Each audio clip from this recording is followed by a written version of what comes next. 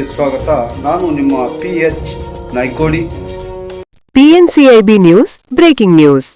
ಕಲಬುರಗಿ ಮಾನ್ಯ police ಅಧೀಕ್ಷಕರಾದ Siddaraju C ಅವರ ಮಾರ್ಗದರ್ಶನದಲ್ಲಿ ಕರ್ನಾಟಕ ಲೋಕಾಯುಕ್ತ ಅಧಿಕಾರಿಗಳು ಲಂಚ ಸ್ವೀಕರಿಸಿದ ಆರೋಪದ ಮೇಲೆ ಗ್ರಾಮ ಪಂಚಾಯತ್ ಬಿಲ್ ಕಲೆಕ್ಟರ್ ಅನ್ನು ಬಂಧಿಸಿದ್ದಾರೆ.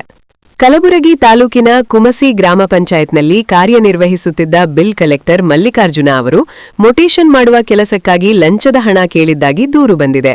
ದೂರುದಾರರಾದ ಅನಿಲಕುಮಾರ್ ರಾಠೋಡ್, ಸಾ ಗಣಜಲಖೇಡ, ತಾ ಜಿ ಕಲಬುರಗಿಯವರು ತಮ್ಮ ತಂದೆ ದಿ ರವಿ ರಾಠೋಡ ಅವರ ಹೆಸರಿನಲ್ಲಿರುವ ಜಮೀನನ್ನು ತಾಯಿಯ ಹೆಸರಿಗೆ ಮೊಟೇಷನ್ ಮಾಡಿಕೊಡುವುದಕ್ಕಾಗಿ ಮಲ್ಲಿಕಾರ್ಜುನ ಅವರು ಒಟ್ಟು 4,000 ರೂಪಾಯಿ ಲಂಚದ ಹಣಕ್ಕೆ ಬೇಡಿಕೆ ಇಟ್ಟಿದ್ದರು ಎಂದು ಆರೋಪಿಸಿದ್ದಾರೆ.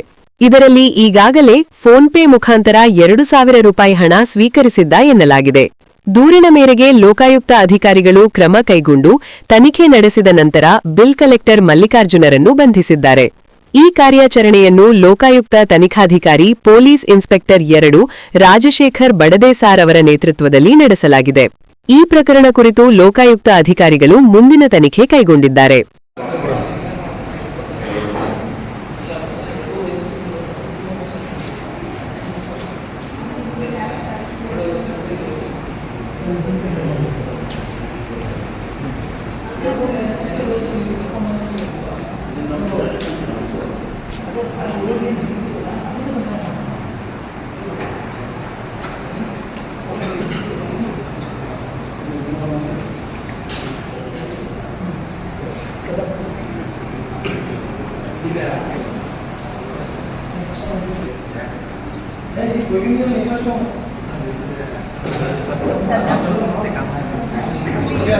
Sir.